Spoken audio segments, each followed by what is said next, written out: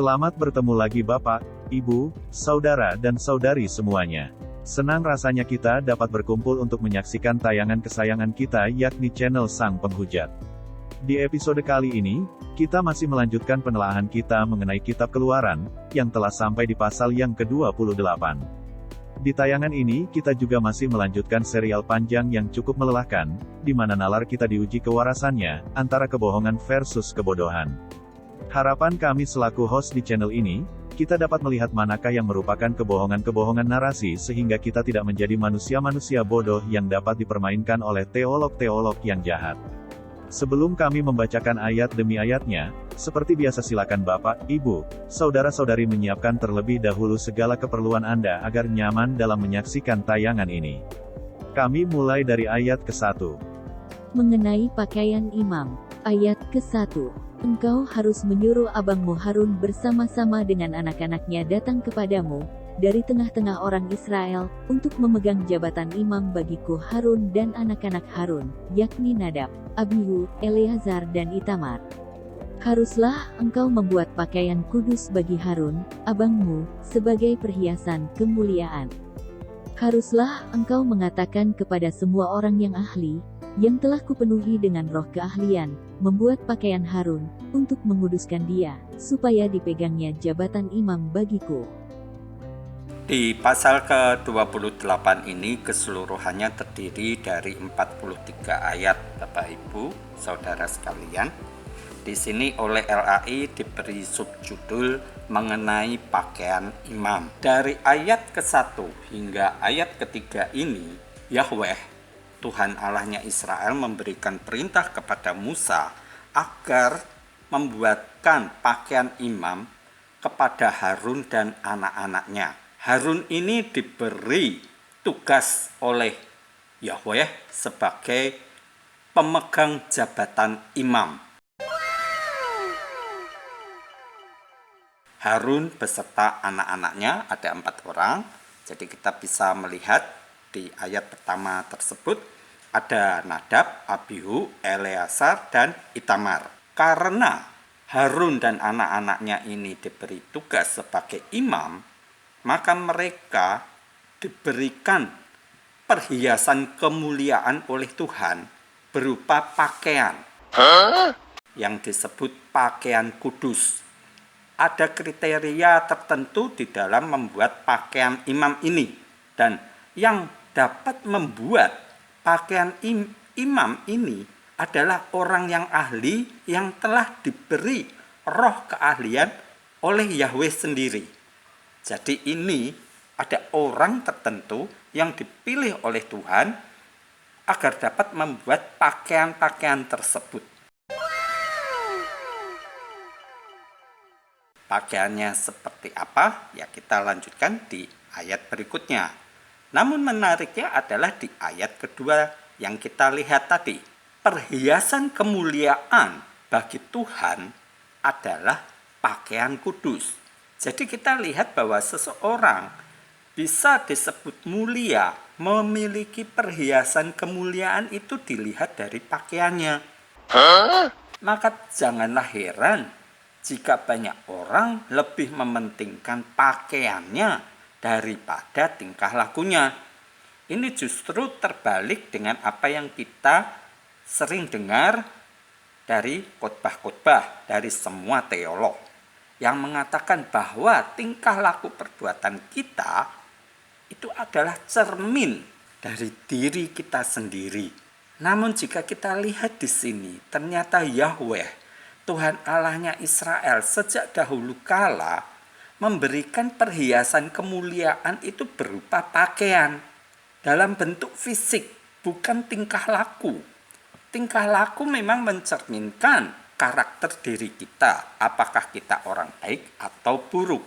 Tetapi perhiasan bagi kita, perhiasan kemuliaan itu dilihat dari cara kita berpakaian. Makanya kalau Anda melihat tetangga Anda, kerabat Anda mempunyai, bahkan membeli pakaian yang mahal-mahal, yang begitu indah, walaupun sebenarnya tidak mampu, tapi mereka memaksakan diri untuk memiliki pakaian-pakaian yang bagus, Ya karena kemungkinan besar mereka mengartikan ayat ini bahwa memang Tuhan sendiri menghiasi kemuliaan dilihat dari cara kita berpakaian. Ya, ini silahkan direnungkan dan bisa didiskusikan dengan rekan-rekan Anda, siapa saja yang memang mempunyai keinginan mencari kebenaran. Kita lanjutkan di ayat berikutnya, di ayat keempat. Ayat keempat. Inilah pakaian yang harus dibuat mereka, tutup dada, baju efod, gamis, kemeja yang ada raginya, serban dan ikat pinggang. Demikianlah mereka harus membuat pakaian kudus bagi Harun, abangmu, dan bagi anak-anaknya, supaya ia memegang jabatan imam bagiku. Di ayat keempat ini, kita lihat bahwa Tuhan memberikan perintah untuk membuat pakaian bagi Harun dan anak-anaknya terdiri dari tutup dada, baju efod, gamis, kemeja yang ada raginya, serban, dan ikat pinggang. Ada 6 macam yang harus dibuat bagi Harun dan anak-anaknya, supaya mereka ini bisa memegang jabatan imam bagi Yahweh. Menariknya adalah perkataan kemeja yang ada raginya. Kita tahu ternyata bahwa ragi itu sering digunakan untuk makanan, terutama roti. Jika kita melihat dari ayat-ayat di Alkitab, ternyata di sini tertulis kemeja yang ada raginya. Entah bagaimana cara membuatnya, ya Anda silahkan diskusikan dengan gembala gereja Anda. Bagaimana mungkin kemeja harus diberi ragi? Apakah ini penerjemahan yang keliru? Tapi jika Anda meneliti versi yang lain, memang tidak ada perkataan ini. Jadi seakan-akan perkataan kemeja yang ada raginya hanyalah satu penerjemahan yang kurang tepat dari LAI sendiri. Kita lanjutkan di ayat berikutnya, di ayat kelima. Ayat kelima. Untuk itu haruslah mereka mengambil emas, kain ungu tua dan kain ungu muda, kain kirmizi dan lenan halus. Baju efod itu harus dibuat mereka dari emas, kain ungu tua dan kain ungu muda, kain kirmizi dan lenan halus yang dipintal benangnya, buatan seorang ahli. Haruslah ada pada baju efod itu 2 tutup bahu yang disambung kepadanya, pada kedua ujungnya lah harus baju efod itu disambung. Sabuk pengikat yang ada pada baju efod itu haruslah sama buatannya dan seiras dengan baju efod itu, yakni dari emas, kain ungu tua, kain ungu muda, kain kirmizi dan lenan halus yang dipintal benangnya. Haruslah kau ambil 2 permata krisopras dan mengukirkan nama para anak Israel pada permata itu, 6 dari nama mereka itu pada permata yang pertama dan ke-6 nama lagi pada permata yang kedua, menurut urutan kelahirannya. Seperti buatan seorang pengasah permata, diukirkan seperti meterai, demikianlah harus kau ukirkan pada kedua permata itu nama para anak Israel, dililit dengan ikat emas harus kau buat permata itu. Kemudian haruslah kau taruh kedua permata itu pada kedua tutup bahu baju efod sebagai permata peringatan untuk mengingat orang Israel, maka kehadapan Tuhan haruslah Harun membawa nama mereka di atas kedua tutup bahunya menjadi tanda peringatan. Di ayat kelima hingga ayat ke-12 ini adalah rincian bagaimana cara membuat pakaian tersebut. Orang Israel diharuskan mengambil emas, kain ungu tua, kain ungu muda, kain kirmisi, dan lenan halus untuk bisa membuat baju efod dan yang lain-lainnya tersebut. Ini kembali menjadi pertanyaan, seberapa banyak orang Israel ini memiliki kain-kain ini? Sekarang mereka diharuskan membuat pakaian imam dengan bahan yang sama seperti mereka membuat kemah suci. Ya, ini akan menjadi pertanyaan dan perenungan kita. Begitu banyaknya yang harus dibuat dari bahan yang sama. Apakah bahan tersebut tersedia, melimpah, ataukah justru sangat minim? Ini menjadi pertanyaan kita. Kemudian kita lihat di ayat ke-9. Diperlukan juga permata krisopras untuk mengukirkan nama anak Israel. Jika kita melihat dari anak Israel, yang artinya nama lain dari Yakub, memang ada 13 orang. Tetapi kita tahu bahwa anak wanita, anak perempuan selalu disisihkan dan tidak dianggap, tidak diperhitungkan. Berarti nama yang diukirkan di permata Krisopras ini hanyalah nama anak laki-laki. Nah, ini juga bagi kaum emak-emak, kaum perempuan, Anda seharusnya prihatin dengan apa yang tertulis di Alkitab ini. Sejak dahulu memang wanita tidak diperhitungkan, jadi tidak ada emansipasi wanita, tidak mendapat tempat di hadapan Tuhan. Di sini dua permata Krisopras ini dituliskan masing-masing 6 nama dari anak-anak Israel. Jika kita mengacu lebih jauh lagi, sebenarnya anak-anak Israel bukankah keturunan yang ikut dengan Musa ini? Ini mereka juga disebut anak-anak Israel, anak keturunan Israel. Entah sampai keturunan keberapa saya sendiri tidak tahu karena memang informasinya tidak ada. Musa sendiri ini keturunan keberapa dari Abraham, dari Israel?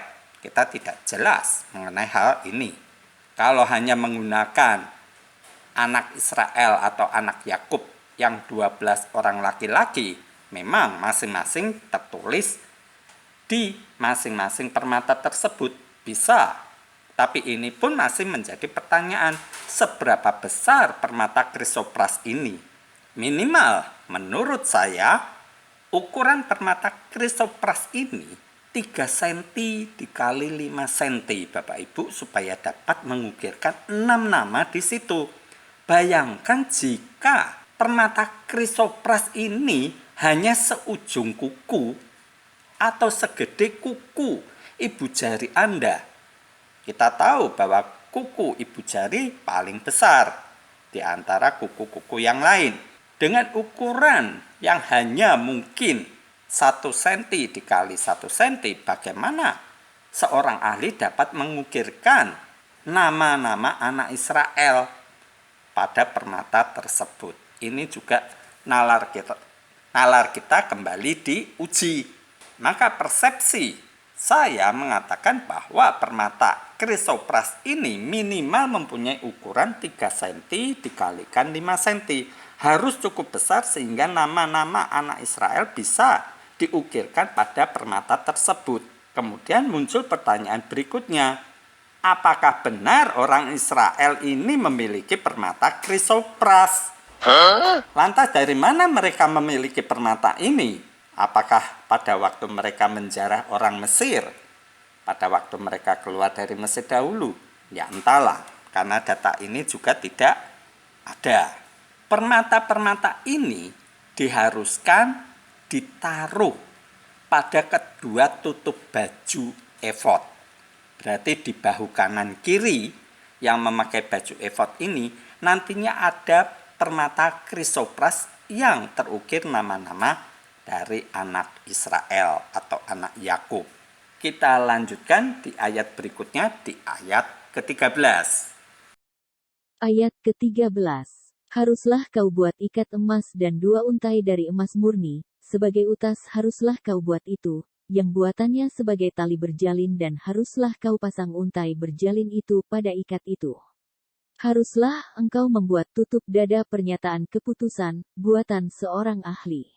Buatannya sama dengan baju efod, demikianlah harus engkau membuatnya, yakni dari emas, kain ungu tua, kain ungu muda, kain kirmizi dan lenan halus yang dipintal benangnya haruslah engkau membuatnya. Haruslah itu 4 persegi, lipat 2, sejengkal panjangnya dan sejengkal lebarnya. Haruslah kau tatah itu dengan permata tatahan, 4 jajar permata yaspis merah, krisolit, malakit. Itulah jajar yang pertama, jajar yang kedua, permata batu darah, lazurit, yaspis hijau, jajar yang ketiga, permata ambar, akik, kecubung, jajar yang keempat, permata pirus, krisopras dan nefrit. Dengan berikatkan emas, demikianlah permata-permata itu dalam tatahannya. Sesuai dengan nama para anak Israel, permata itu haruslah 12 banyaknya, dan pada tiap-tiap permata haruslah ada, diukirkan seperti meterai, nama salah satu suku dari yang 12 itu. Juga haruslah kau buat untuk tutup dada itu untai berpilin, yang buatannya sebagai tali berjalin, dari emas murni. Juga haruslah kau buat untuk tutup dada itu 2 gelang emas dan kedua gelang itu harus kau pasang pada kedua ujung tutup dada. Haruslah kedua untai emas yang berjalin itu kau pasang pada kedua gelang itu, pada ujung tutup dada. Di ayat ke-13 hingga ayat ke-24 ini adalah rincian bagaimana membuat pakaian selanjutnya, yakni adalah tutup dada. Ini juga dikerjakan oleh seorang yang ahli dan bahannya tetap sama, yakni dari emas, kain ungu tua, kain ungu muda, kain kirmisi, lenan halus yang dipintal benangnya. Ini selalu sama Bapak Ibu, dari mana mereka memperoleh bahan-bahan ini, terutama adalah lenan halus yang dipintal benangnya. Ini bagaimana mereka bisa menemukan benang untuk bisa dipintal, ini juga sesuatu yang sangat janggal. Kemudian di sini juga ada perintah dari Tuhannya untuk membuat permata tatahan untuk tutup dada tersebut. Ada 4 permata, 4 jajar permata. Jadi keseluruhannya ada 12 macam permata. Masing-masing satu deret itu ada 3. Dan di sini disebutkan secara rinci permata-permata apa saja yang harus digunakan. Nah, ini menambah persoalan bagi kita. Dari mana orang Israel bisa mendapatkan permata-permata ini? Anda bisa membaca sendiri dari ayat ke-17 hingga ayat ke-20. Begitu rincinya jenis-jenis permata yang harus digunakan. Dan semuanya ini harus diikat dengan emas. Ya, silahkan Anda renungkan dan Anda ambil kesimpulan sendiri.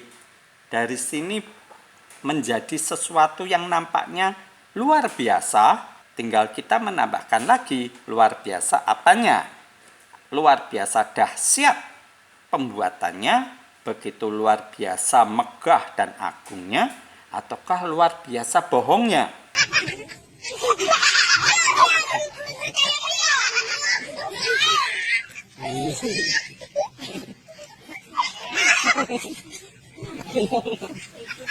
Ya, tergantung dari kita masing-masing meyakini apa yang dijabarkan di dalam cerita ini.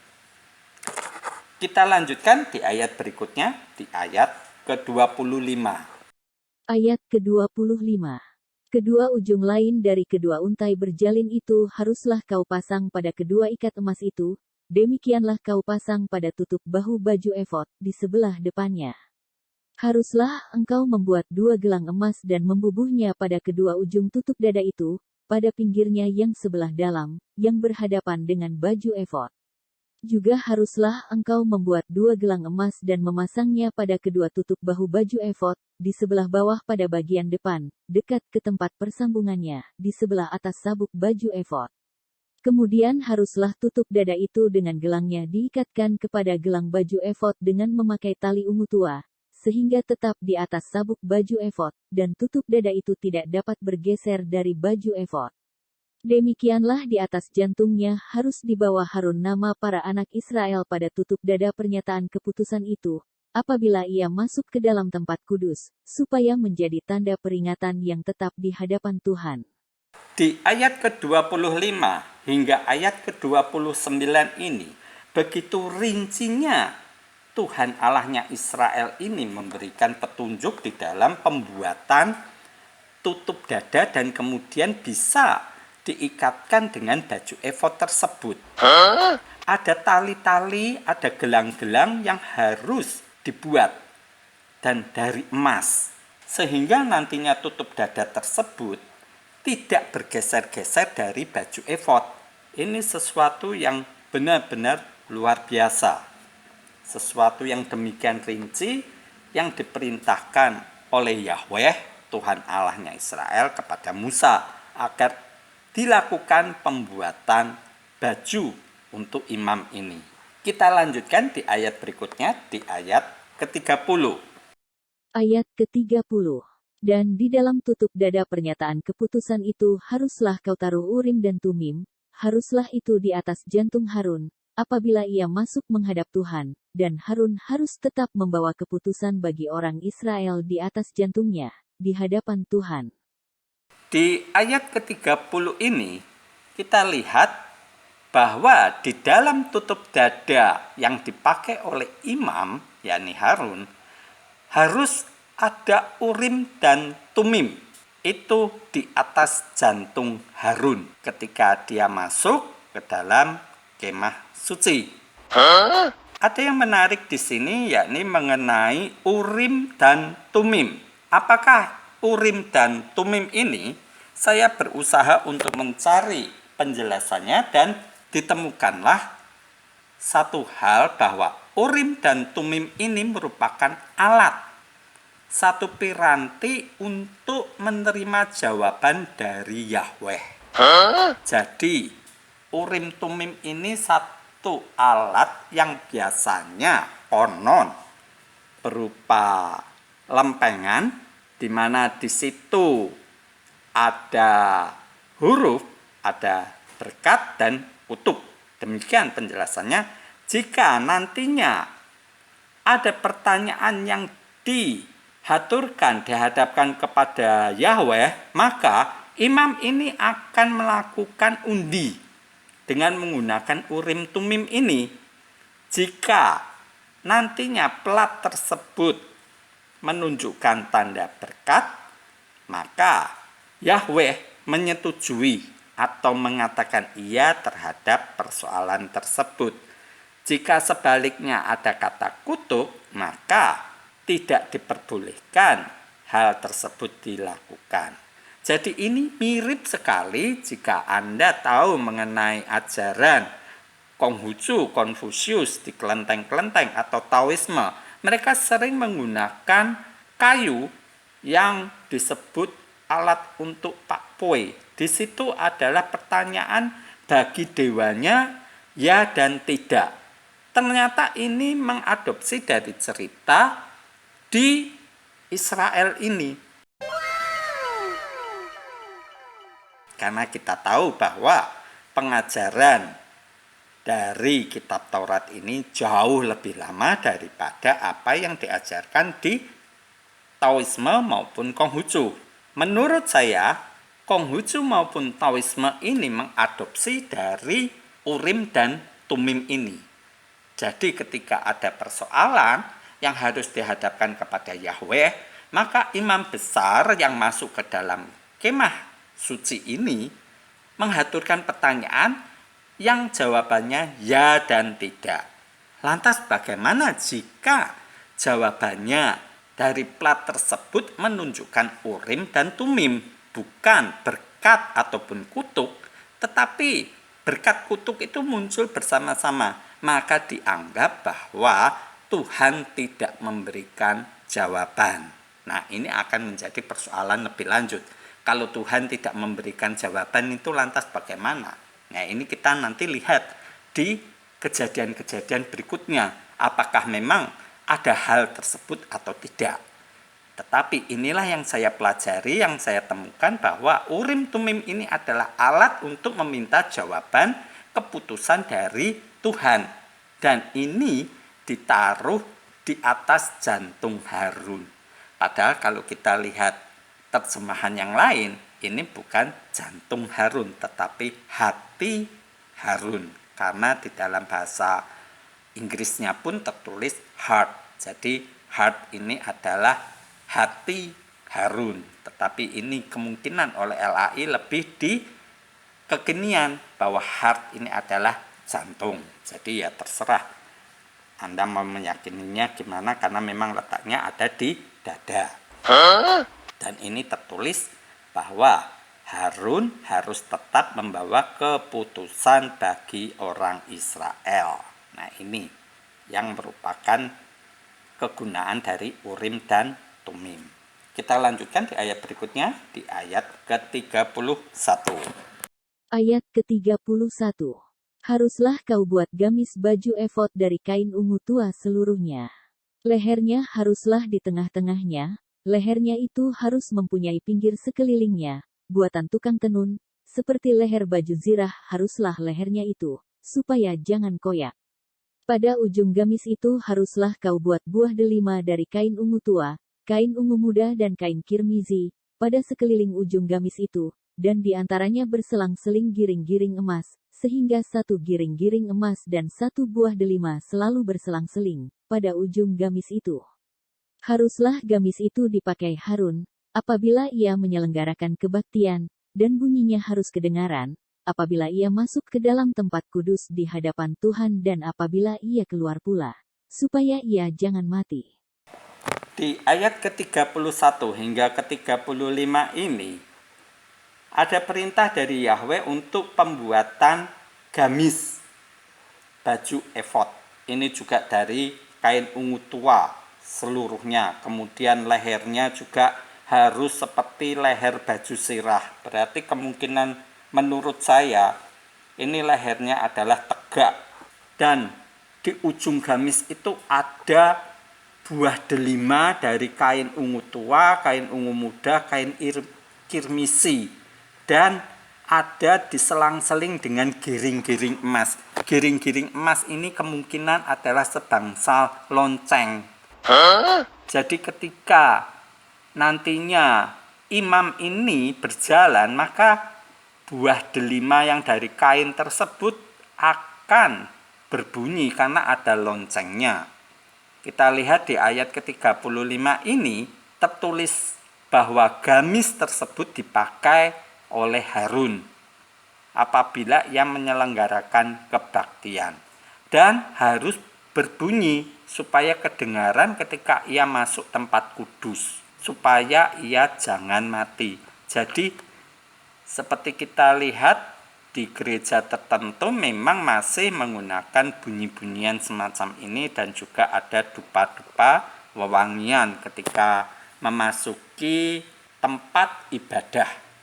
Ini yang biasa dilakukan oleh imam. Kita lanjutkan di ayat berikutnya, di ayat ke-36. Ayat ke-36. Juga haruslah engkau membuat patam dari emas murni dan pada patam itu kau ukirkanlah, diukirkan seperti meterai kudus bagi Tuhan. Haruslah patam itu engkau beri bertali ungu tua, dan haruslah itu dilekatkan pada serban, di sebelah depan serban itu. Patam itu haruslah ada pada dahi Harun, dan Harun harus menanggung akibat kesalahan terhadap segala yang dikuduskan oleh orang Israel, yakni terhadap segala persembahan kudusnya, maka haruslah patam itu tetap ada pada dahinya, sehingga Tuhan berkenan akan mereka. Di ayat ke-36 hingga ke-38 ini, Tuhan juga memerintahkan untuk membuat patam dari emas murni. Patam ini merupakan semacam medali atau plat, dan terukir kata kudus bagi Tuhan. Dan kemudian patam ini dilekatkan pada serban. Serbannya sendiri dipakai di dahi, maka seakan-akan orang yang memakai patam ini adalah kudus bagi Tuhan. Jadi imamnya ini yang memakai patam tersebut memang harus benar-benar suci di hadapan Tuhan. Makanya ada meterainya ini yang diukirkan di jidatnya, di dahinya, dengan menggunakan serban tersebut. Ketika imam ini masuk ke dalam kemah suci atau bait suci nantinya, dengan memakai serban yang ada patam ini pada dahinya, Tuhan berkenan akan mereka. Ini adalah aturan yang ditetapkan oleh Yahweh kepada bangsa Israel. Kita lanjutkan di ayat berikutnya, di ayat ke-39. Haruslah engkau menenun kemeja dengan ada raginya, dari lenan halus, dan membuat serban dari lenan halus, dan haruslah kau buat ikat pinggang dari tenunan yang berwarna-warna. Juga bagi anak-anak Harun haruslah kau buat kemeja-kemeja dan haruslah kau buat ikat-ikat pinggang bagi mereka, dan destar-destar haruslah kau buat bagi mereka untuk menjadi perhiasan kemuliaan. Maka semuanya itu haruslah kau kenakan kepada abangmu Harun bersama-sama dengan anak-anaknya, kemudian engkau harus mengurapi, mentahbiskan dan menguduskan mereka, sehingga mereka dapat memegang jabatan imam bagiku.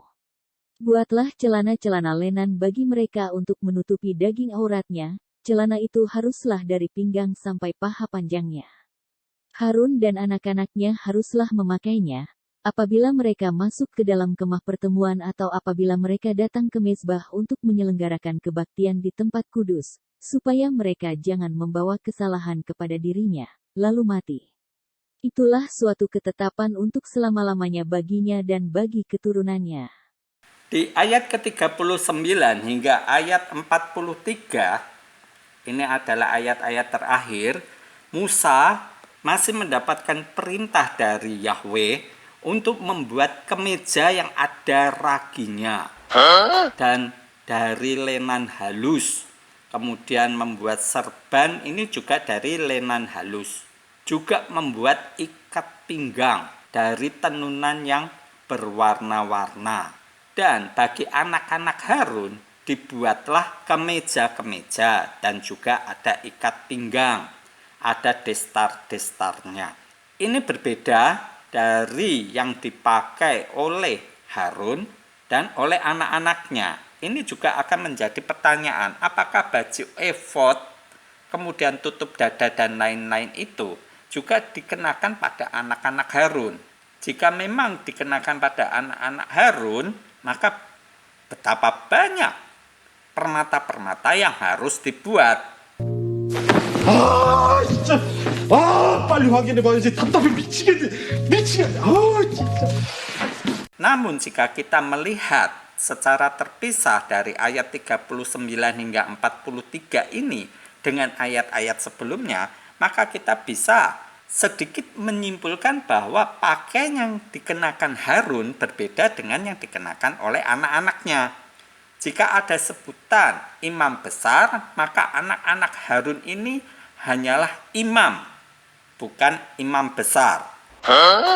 Dan imam ini menggunakan kemeja dan ikat pinggang dengan destar-destarnya, berbeda dengan yang dipakai oleh Harun. Ada baju efod, tutup dada dan lain sebagainya, dan juga ada serban. Sementara anak-anaknya ini tidak menggunakan yang demikian. Untuk mereka, baik yang Harun maupun anaknya, mereka tetap menggunakan celana-celana lenan untuk menutupi auratnya. Dan ketika mereka masuk ke dalam kemah pertemuan, mereka harus benar-benar dalam keadaan kudus. Dan jangan membawa kesalahan pada diri mereka, sehingga nantinya mereka dapat mati. Ini adalah peringatan dari Yahweh. Dan ini semua merupakan ketetapan untuk selama-lamanya bagi Harun, anak-anaknya, dan keturunannya yang harus dituruti oleh bangsa Israel.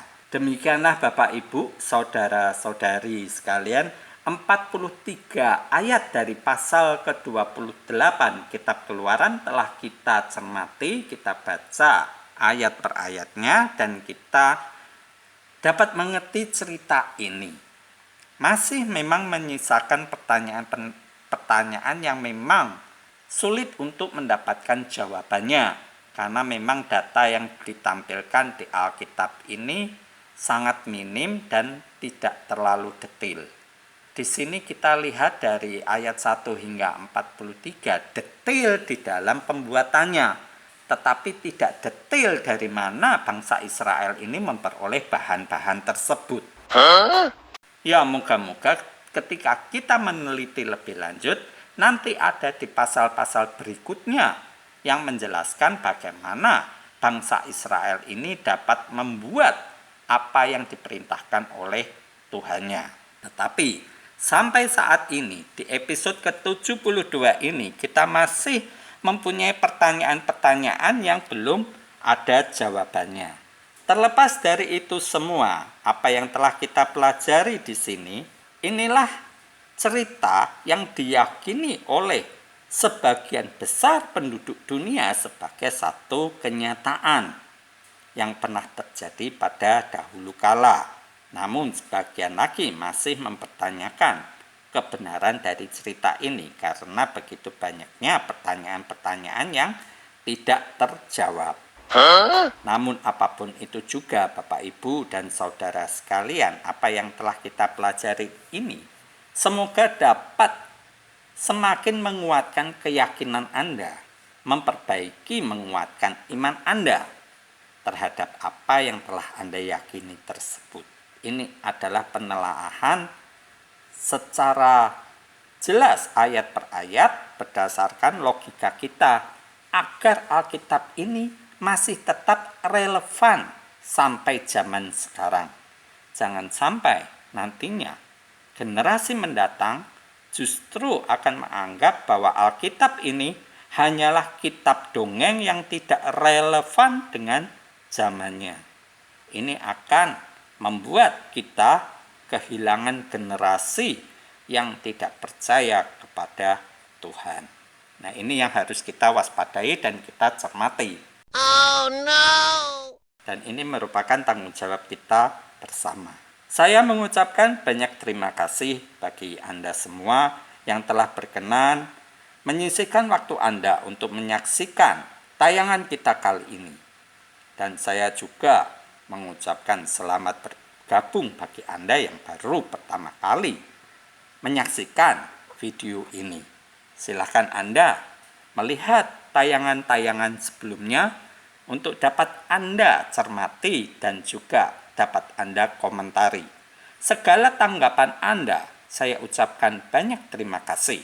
Dan sekali lagi, harapan saya kita dapat bertemu di episode-episode mendatang untuk melanjutkan pembahasan kita mengenai Alkitab. Hingga sampai pada akhirnya kita dapat menuntaskan penelaahan kita secara sempurna mengenai keseluruhan isi Alkitab tersebut. Sekali lagi, terima kasih untuk perhatian Anda dan kita ketemu lagi di episode mendatang. Shalom.